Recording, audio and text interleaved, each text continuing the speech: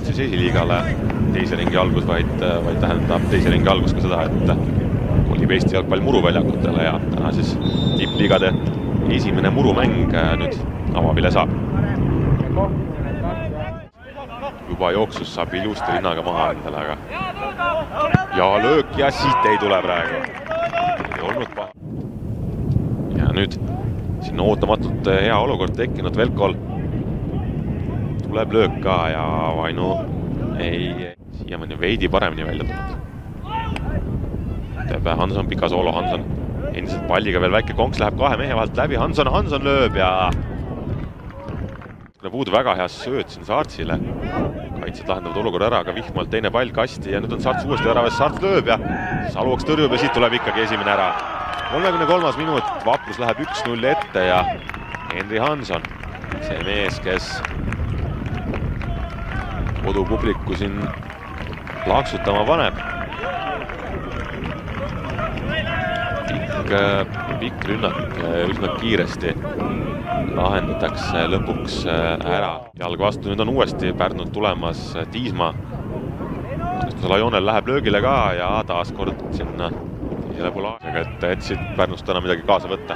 Aga hoopis Vaprus tuleb ja nüüd on Saartsil pall eest, Saarts lööb ja katsed ilusti blokeerivad.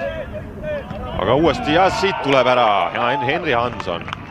48. minut, 2-0 ja Hansoni täna teine värav. Ei olnud üldse lihtne löök, tundus, et Saluoks Velko väravas ei osanud ka seda mitte oodata. Aga Hanson kõrgest klassist mees, Premium-liiga tasemel kahtlemata ja näitab siin, et saab Andrei Borila ja 10 Markus Jõgi, tipuründes 7 Mikk Valtna. Nüüd Saarts väravaiga vastamisi ja tuleb kolmas ära. Tuleb kolmas ära ja Kristjan Saarts. Ja see Velko kaitse tõmmatakse siin ribadeks 50. minut ja nii märkamatult satub Saarts täiesti üksinda liini taha, et Velko kaitsed ei saanud ka siin mitte midagi praegu aru.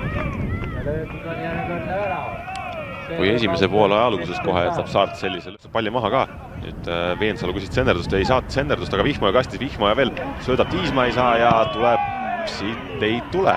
Veensalu lööb ikkagi kaitsjatele pihta ja uuesti Veensalu ja see pall, kas ei olnud ka sees? No Vaprus.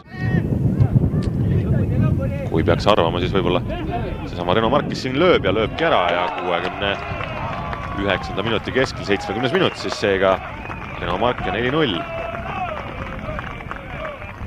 Mees on nii väsinud, et ei jõuad tähistadagi siin, ajab hingeldama see raske jalgpalluri töö, aga noh, kui ikkagi pall võrgus on, siis on kõigil hea meel ja Margil ka kahtlemata. Sügisesse ja esiliiga B poole. No pall. Aga järgmine otseülekanne meid ootamas laupäeval, kui siin vaatame nüüd momendi ära, Saarts on liini taga, Saarts on nii tugev lihtsalt ja siit peaks tulema penalti ja nii on. Kätega Andres Verst hoiab kinni, tuleb siit kollane kaart talle ka 82. minutil. Ja kõik õige. Ja Tiisma lööb ja Saluoks toob selle ära. Saluoks saad super töö praegu.